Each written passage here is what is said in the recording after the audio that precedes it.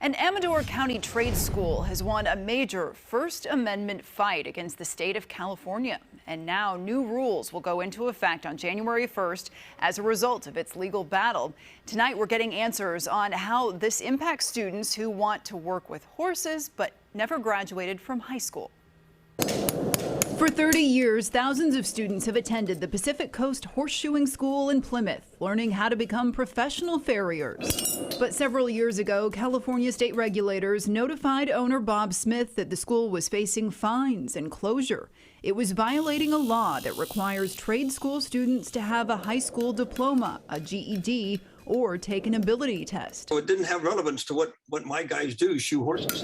Bob says some of his students never graduated for a variety of reasons. 85% of all foster kids drop out of high school, don't have a high school diploma, and they can't be trained not just in horseshoeing, but in welding and cosmetology, massage therapy. So Bob fought back, saying he has a First Amendment constitutional right to teach all students.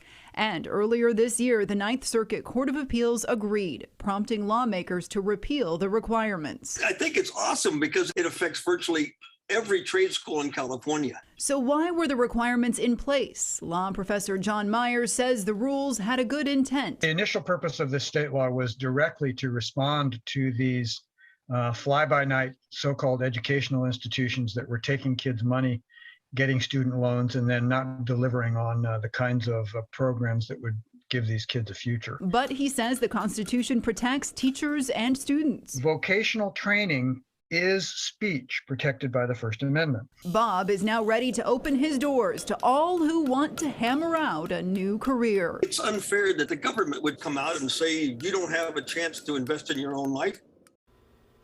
Bob says his next battle may be fighting rules that require an English proficiency exam for foreign students who come from English-speaking countries like Canada.